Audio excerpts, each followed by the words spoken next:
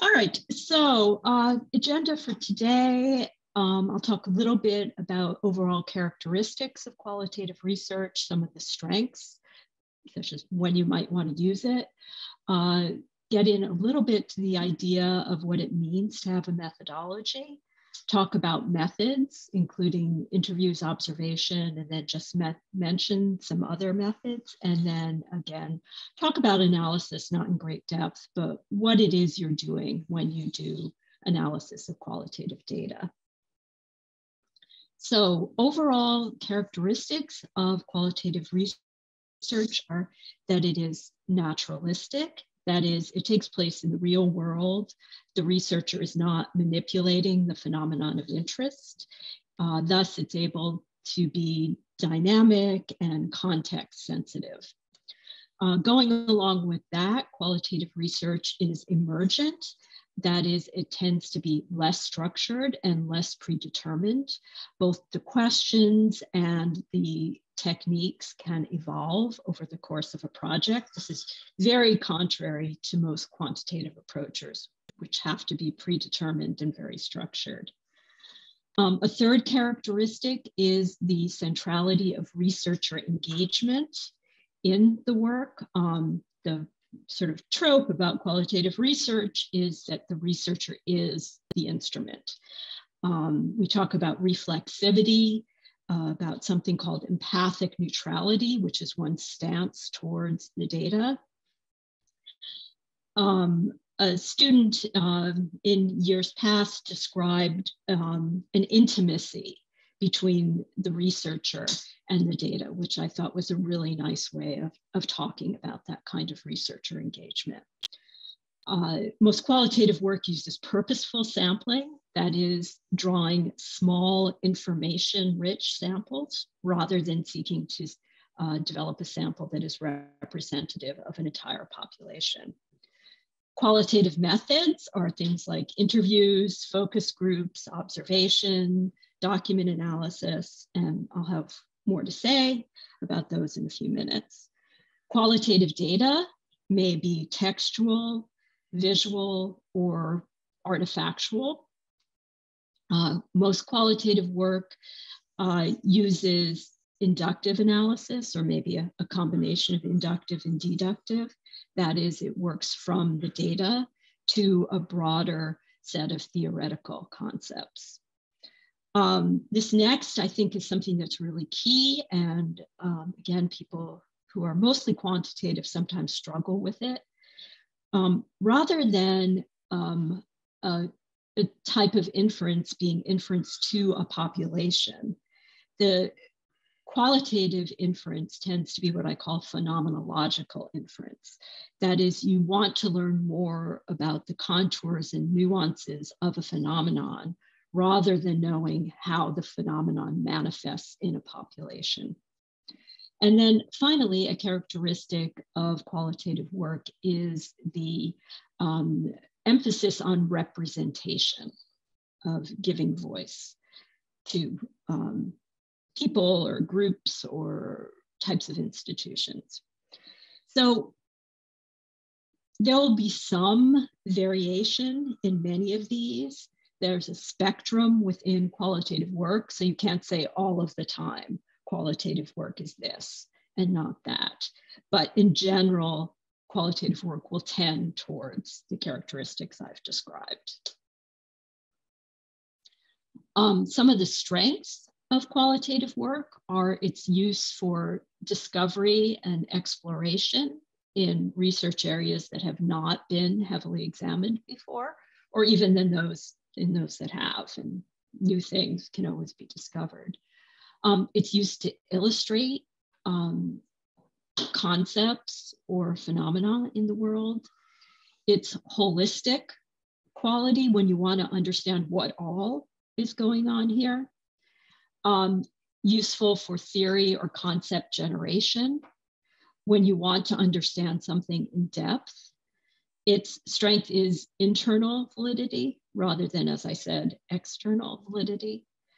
Helpful when you want to explain a phenomenon, something that's counterintuitive or surprising to you. it has a focus on process or mechanisms. And then this is just a quote from some authors in bioethics about when you might want to use qualitative work, when your goal is understanding values, personal perspectives, experiences, and contextual circumstances. So I have a note here to stop and see if people had questions or comments at this point. Again, this is like, 2 classes worth of stuff right there. Thoughts?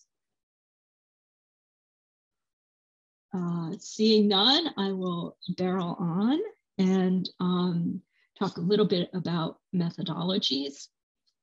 What is a methodology? In qualitative work, a methodology is not the same thing as just the description of your methods. A methodology is what Patton calls the foundational questions that drive your research. Barb Bowers describes it as a theory of how your research should proceed. And then authors whom I have not credited here, talk about a methodology as an overall strategy for formulating, articulating, analyzing, and evaluating your methods.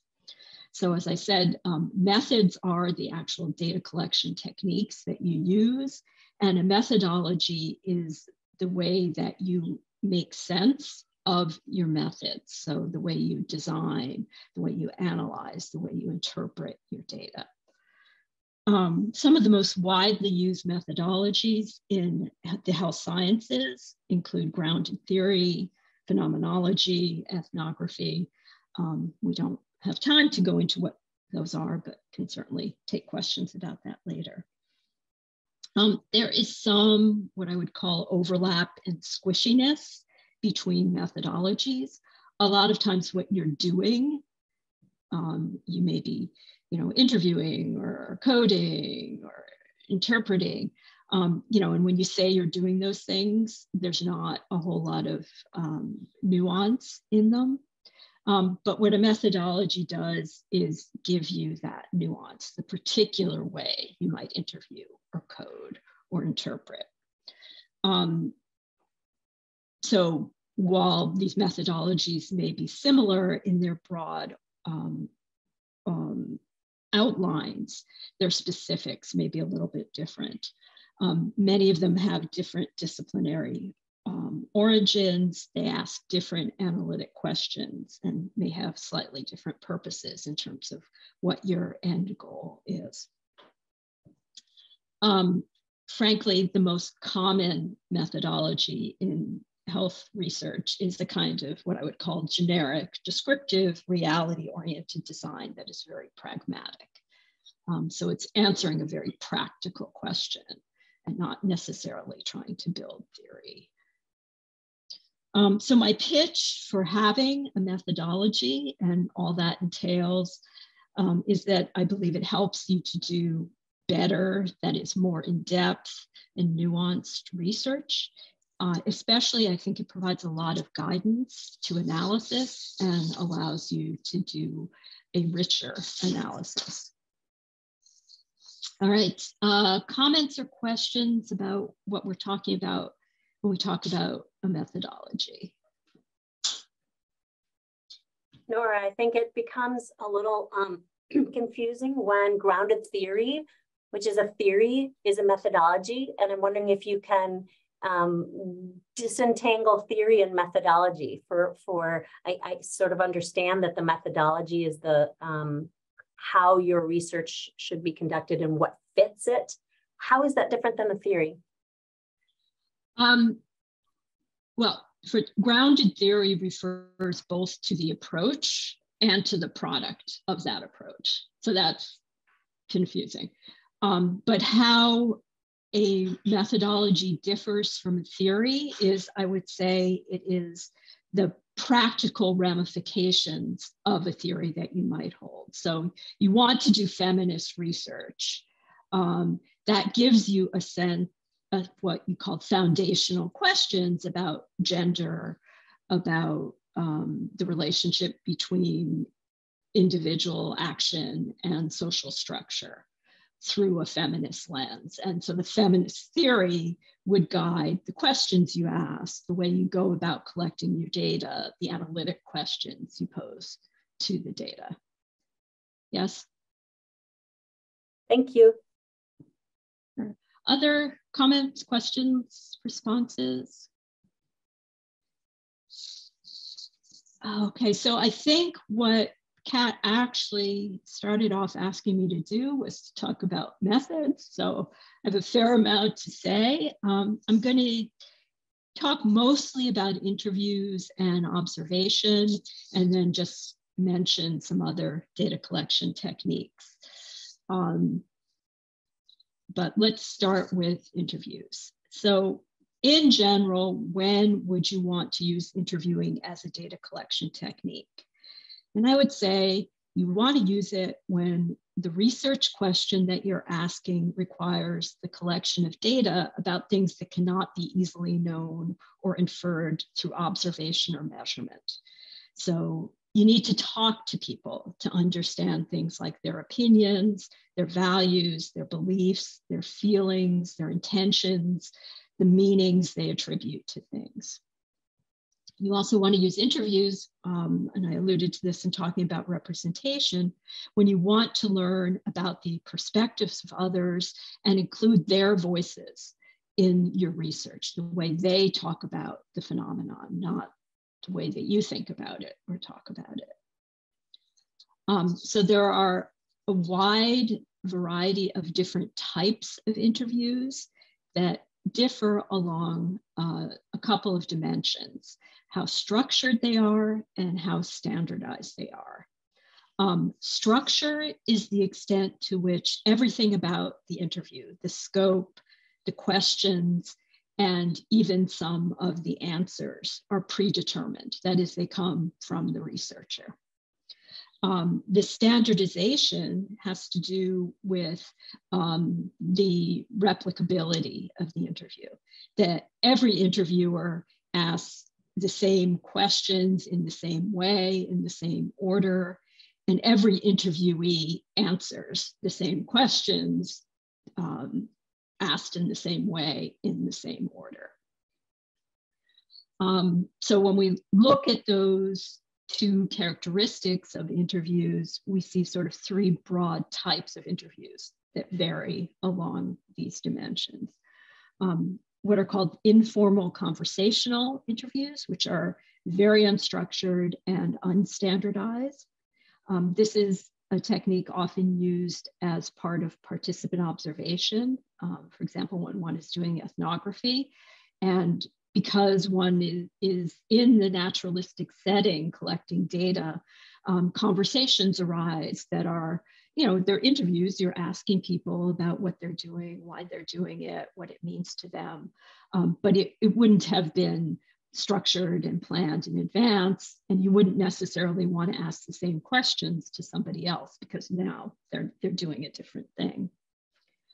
The second type is what is called a guide, a semi-structured interview that uses a guide. It has some structure, usually a set of topics that you want to cover in the interview. But there's a lot of room for following up on things that may be unexpected, for digging deeper into particular areas. And I'd say this is probably the most common type of interview used in the health sciences, this semi-structured approach. And then there's what's called the structured interview, which is very structured and standardized. It's often kind of a researcher administered survey would fall into this type of interview, a structured interview. So when would you want to use each type of interview? What are the advantages or disadvantages of each type? The more standardized something is, the more replicability it has. When everybody is asked exactly the same questions in exactly the same order, it's much easier to compare responses across participants, for example. But you're also limited in what you could learn by the questions that you knew to ask starting out in the interview. So there's less opportunity for exploration or discovery. More unstructured interviews have that flexibility to follow up on things that might be unexpected and thus have a better chance of discovery. But if you're having a different conversation with everybody, that comparison might be a little more difficult.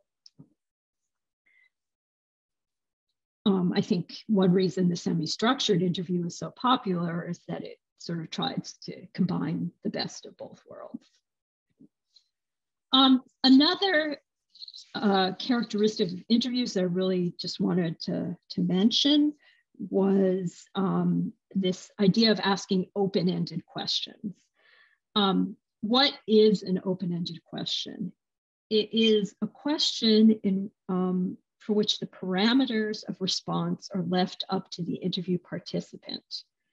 A closed-ended question is one where those parameters are determined by the interviewer. So, for example, it's very easy to see that when you're doing something like administering questions that use a Likert scale, that the researcher is determining the parameters of the response, right? It goes somewhere from, strongly disagree to strongly agree. And there's no room to fit anything else in other than those boxes. But more subtly, there are ways of the interviewer determining the parameters of the response just through the way that questions are worded. So an example of that would be something like, how satisfied were you with your experience at this clinic?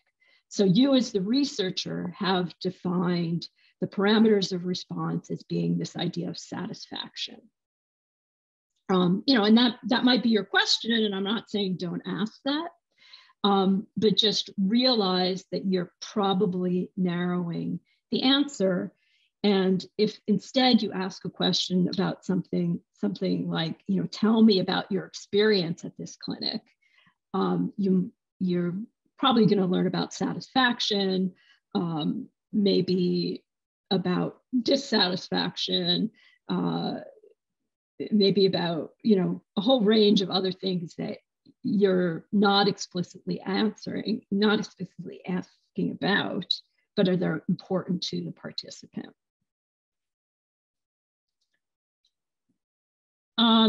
Okay, stopping there to see if there are comments or questions. I also wanted to open up space if anybody is or has conducted interviews, if you wanted to share anything about your experience, either talking about some of the characteristics that I've mentioned or other elements of that experience. And I would include if you've ever been interviewed, because that can be an interesting way to learn about doing interviews.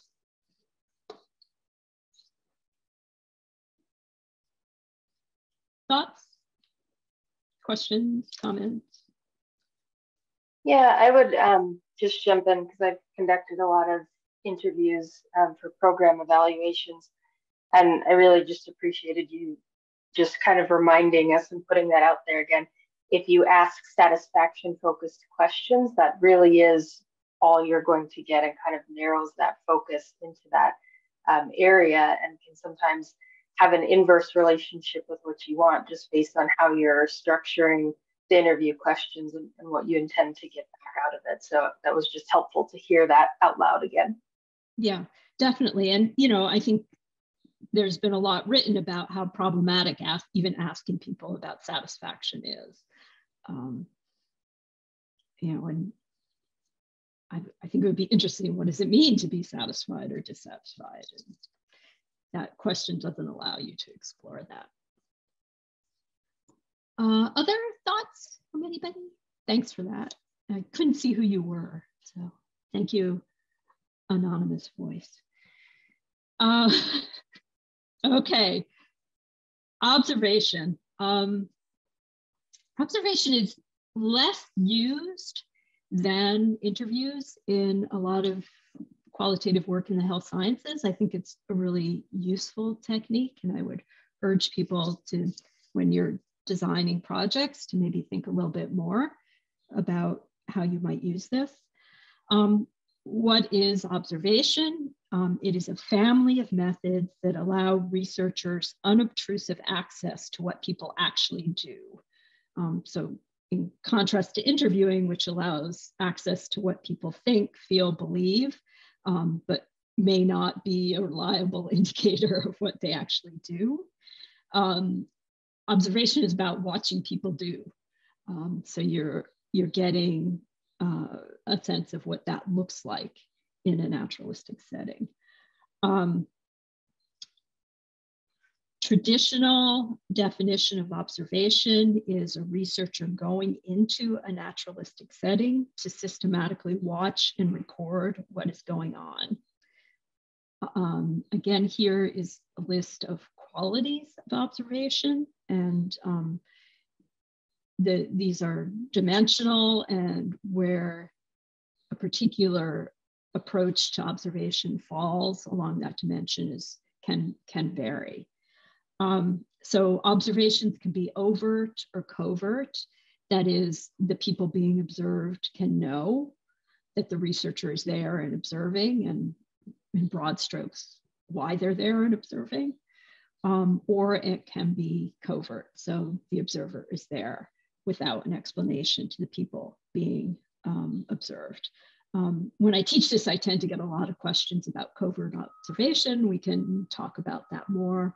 I'll say in general, it's not widely done in health sciences settings because ethically it's iffy for obvious reasons. Observation also varies along whether its focus is emic, that is it seeking to understand what the participants are doing from the point of view of the participants, or is it etic? That is the researcher bringing some kind of framework to the systematic observation, and the work of observation is kind of judging the action observed against this framework. How long is an observation? Classically in anthropology, people would go out and spend years with their communities they were doing observation with. Contrast that to in many health sciences projects where you have what's essentially a site visit and maybe 2 or 3 or 4 hours of observation of what's going on in the setting. So clearly what you can learn and the questions you can ask are very different in those different durations. What is the scope of the observation? What are you focusing on? How much are you trying to learn? How specific are you being in your focus? What degree of participation is there on the part of the observer? So in classical participant observation, the observer is actually a participant in the setting. If they're observing some kind of educational setting, they become a student in the class. They do all the work that the students would do in the class. But then they also have this other element of observing what's going on around them. At the other end of the spectrum, you have what's called pure observation, where the observer is doing nothing but observing, and they're like, sitting in a corner taking notes. Another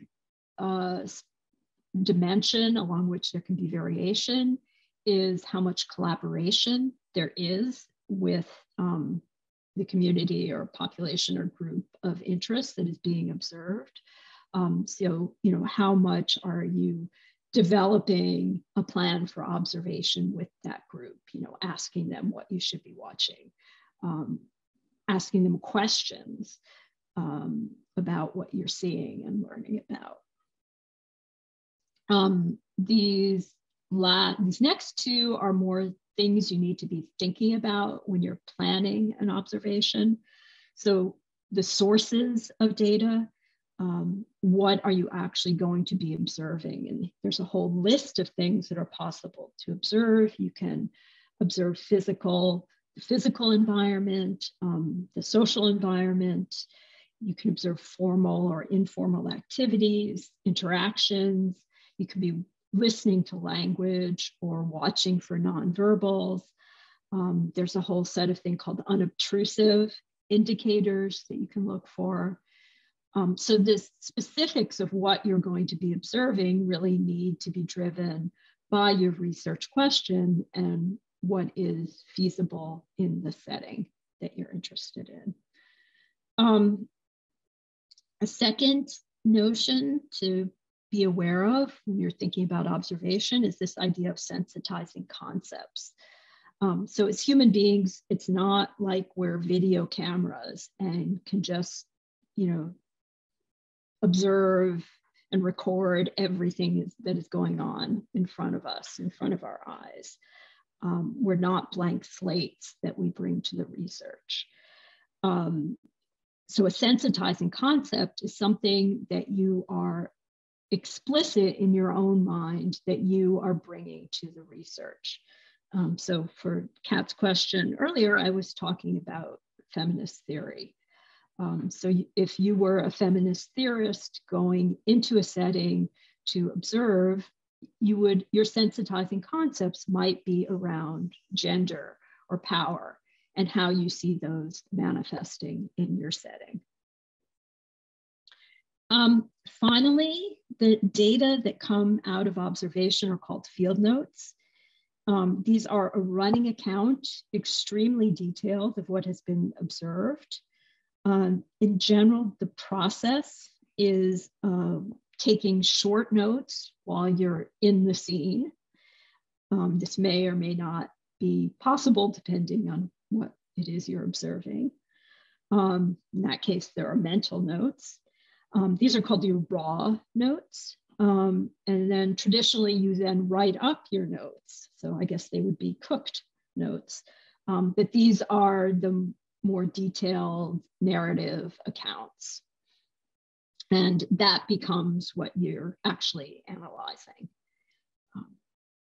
So one thing about observation is to recognize that it takes a lot of time because it's the time you spend doing the original observation, but then also the time you spend writing it up.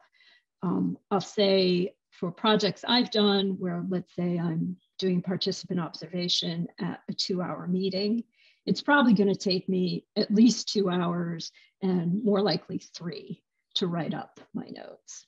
So just to give you an idea of the time commitment. The other thing that is important to know is that observation and field notes are very writing intensive. And if you're not somebody who likes to write or somebody who actively dislikes writing, you probably have to be highly motivated to choose this as an approach. Comments, questions, experiences about doing observation? Has anybody used it in a project or been observed? I can tell you a funny story. Somebody I knew who was observed. It was a project about workplaces for people who were differently abled. And the project was to understand accommodations made in workplaces. So somebody I knew who actually had a psychiatric disability was observed. And like the observer, followed her around for a day, and really all the observer ever saw was her working at her computer, because the nature of the accommodations made were not things that were, visually obvious in that day, as things like curb cuts or accessible toilets might be for somebody with a different type of disability. So just as with interviewing, there's really a continuum of structuredness and standardization in observation. A very structured approach is called trained observation, in which there is systematic standardized observation using a rating form for recording. The results are then usually quantified rather than described in field notes. There's a high concern for inter-rater reliability. This would be a very etic form of observation.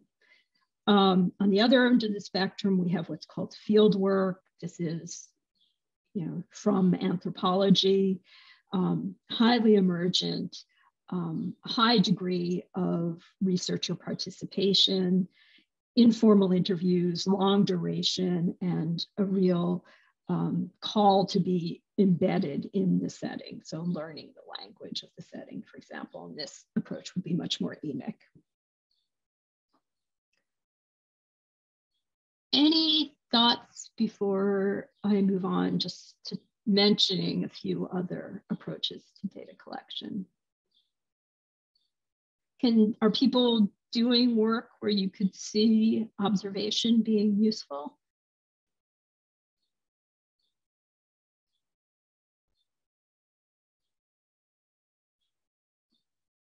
Hi, this is Carol Dashlet. I'll introduce myself since you couldn't see me last time. I'm just wondering, in the space between interviews and observation, how would you kind of think of a focus group? Traditionally, I think of focus groups as a large interview setting, but is there a way in which perhaps observation also has a relationship to focus groups?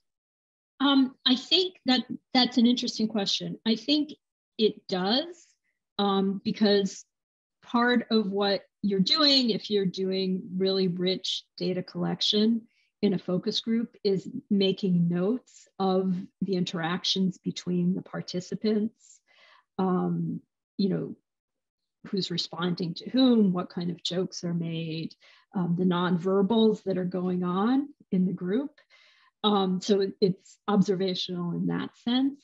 I think where you have to be a little bit careful is that we often do focus groups where the participants are part of some kind of already occurring group. So, we interview colleagues who work together in a program or something like that.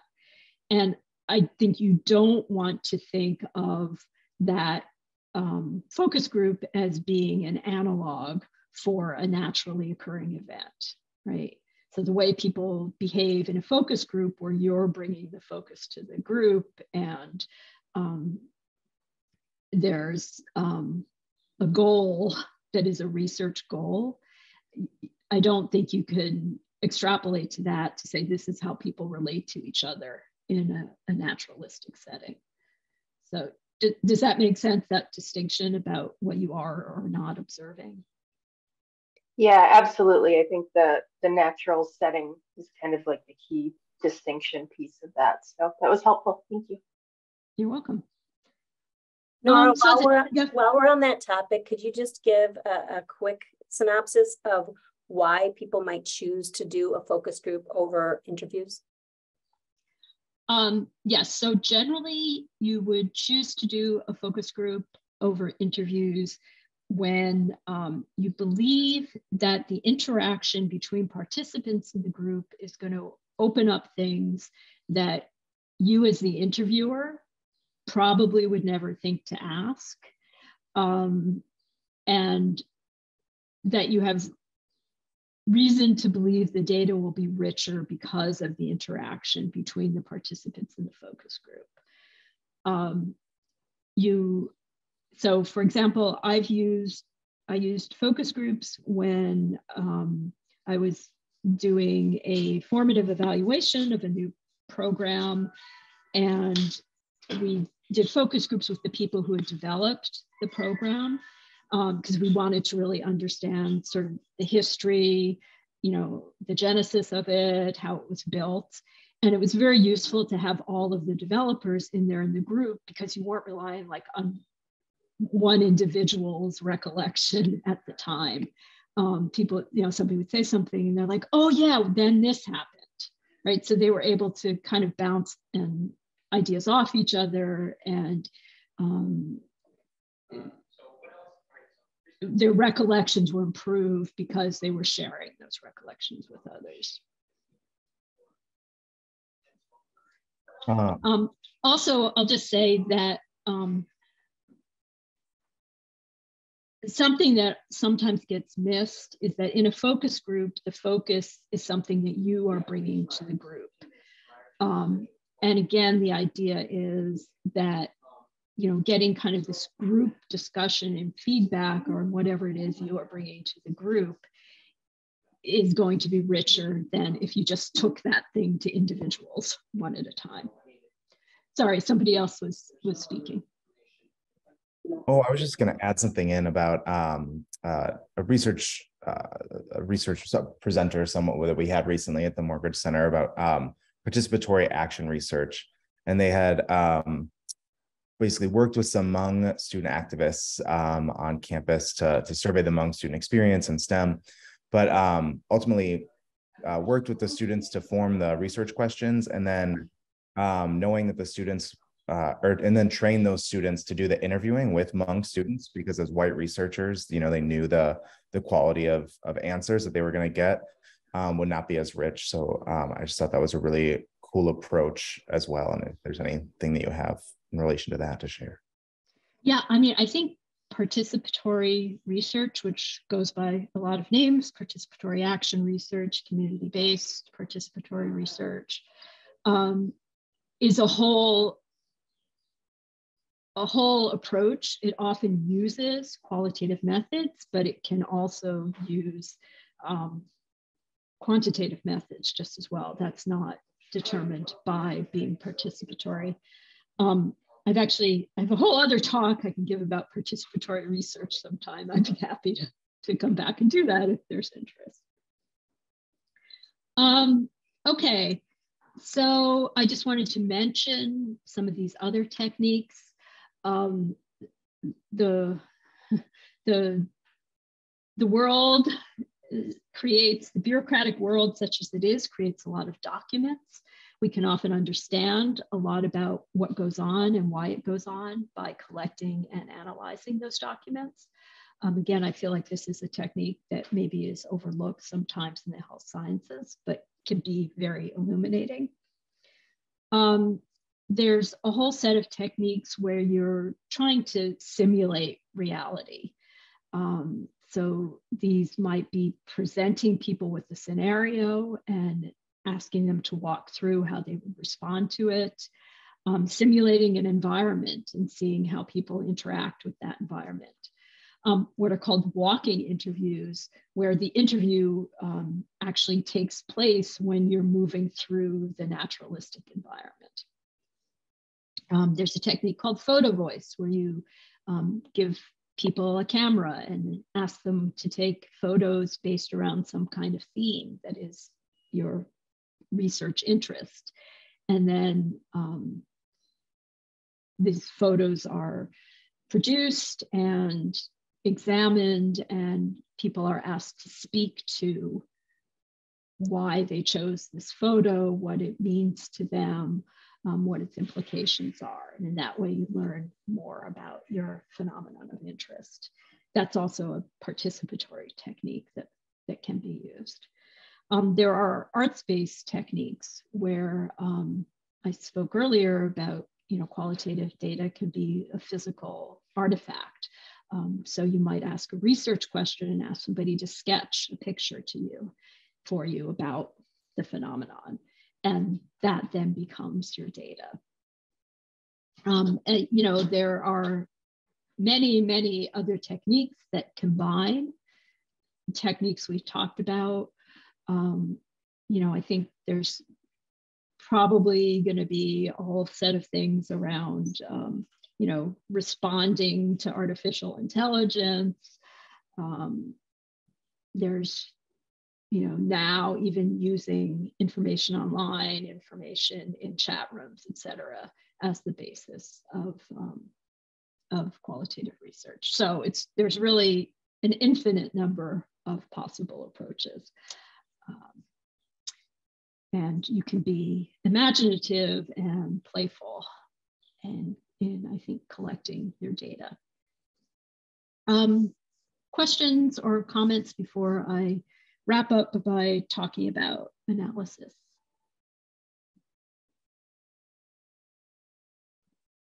Okay, data analysis. What are we doing when we do data analysis? I'd say broadly, we are answering our research questions by posing analytic questions to our data. More specifically, we are manipulating our data in order to draw inferences and make interpretations. So what do I mean by analytic questions? Analytic questions are questions about patterns, so frequencies, distributions. They're questions about identifying processes or mechanisms or consequences, questions about relationships, causation, correlation. They're questions about making comparisons, exploring how like things are alike and different things are different. The analytic questions really come from your purpose and your research question. Analytic questions also tend to evolve. So data analysis is emergent, as is data collection. So what do I mean by manipulation? I mean performing operations on, such as by reducing data or making comparisons. It's not kind of a nefarious manipulation of data to come up with some desired response. What does inference mean?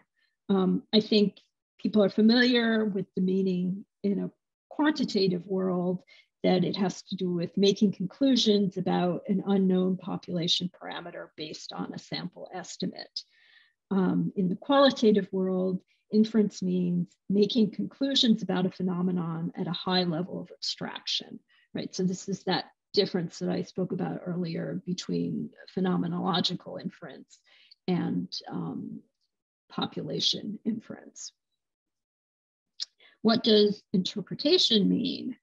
It means making meaning, assessment of and claims for practical significance. So some characteristics of qualitative data analysis.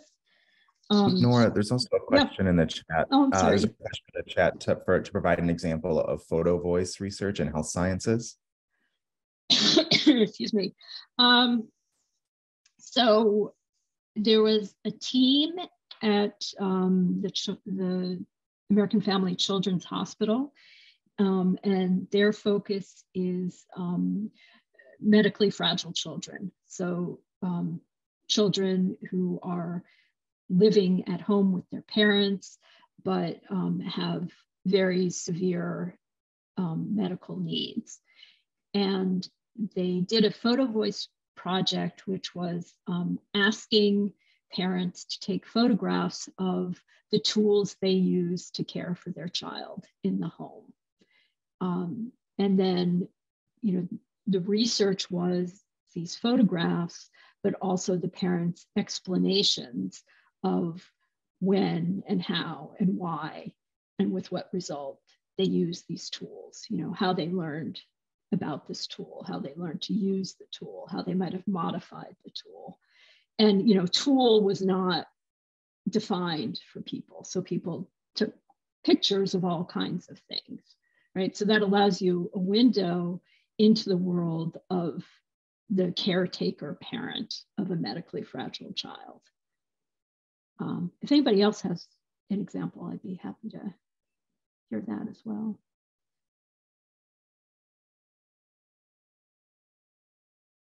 Okay.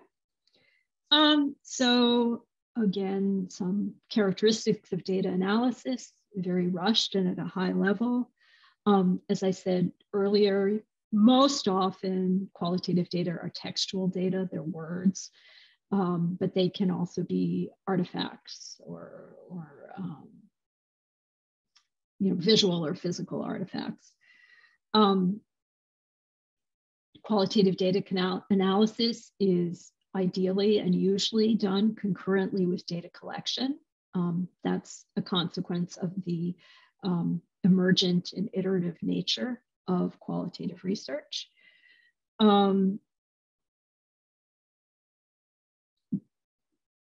The stages of data collection are what I've written here. We could talk at greater length about each of them, but just briefly, there's immersion in the data, some kind of deconstruction of the data based on the questions that you're posing to the data, a recategorization of the data that is often structured by your methodology, linkage between the categories developed, further abstraction to higher level categories, and then the work of representation, which is usually the work of writing. Again, a trope about qualitative work is that the writing is a stage of the analysis, because that really makes clear when your categories are or not working, when these linkages make sense or don't make sense. What happens in each stage is kind of particularized in different methodologies. So the way you go about immersion in grounded theory is probably a bit different than the way you go about it in phenomenology. I had a student who made a really nice analogy, I thought, about doing qualitative data analysis is like taking a bunch of beer bottles and breaking them and using the pieces to develop a mosaic, a picture of something else. The tasks that we do in service of analysis usually are some form of coding and memoing. And there's a lot to be said about those, but the takeaway that I would like you to have is that data analysis, coding is not data analysis. Coding is a tool you use to further the work of analysis. People often kind of fetishize coding and get very caught up on coding. And really, it's just like a technique you use to get into your data. There's nothing magic about it. Some additional characteristics of qualitative data analysis is that it's really important because of this emergent thing, because of this idea of the researcher's instrument, that people who conceptualize the project, to do the data collection and do the data analysis, that those are really all parts of the same thing. It is much, usually, I shouldn't speak absolutely, but it is certainly very difficult for data analysis to be delegated to somebody who hasn't had anything to do with the work of conceptualizing the project and doing the data collection. It's just that really, I spoke about data analysis as being concurrent with data collection, and it really is. It's a through line from the whole project. So just to be handed it at the end and expect some of that depth and richness to be there is very difficult. It's generally inductive, but in some circumstances it may be deductive, and then there's this whole other world of abductive reasoning, which I think really is what most qualitative work is. And I have a nice article I can recommend to people about abductive reasoning if people are interested. The quality of the analysis is assessed based on the richness and the density of the data. It's not, there's this whole movement around what people have called methodological proceduralism, where, if you do this thing and you can check it off a list, then the work is high quality. And I think most people in the qualitative world kind of tolerate those lists, but I don't think anybody thinks being able to check those boxes on a list is the same thing as actually producing high quality research. Something people are always interested in, and we can talk about it in the 5 minutes we have left if people have questions, is this idea of saturation. I prefer to talk about informational redundancy, because I think usually when people are talking about being saturated, what they're really talking about is there's nothing new in the data. So this idea of informational redundancy rather than true saturation. And then finally, this idea of what is the product of data analysis. It's some kind of representation of what you have learned. It could be a theory, a framework, a typology, a thick description, a narrative, some kind of story. So recognizing the range of products of an analysis. And I will ask the same question I've been asking, which is, do people have comments or questions about data analysis or experiences with analysis that they would like to share?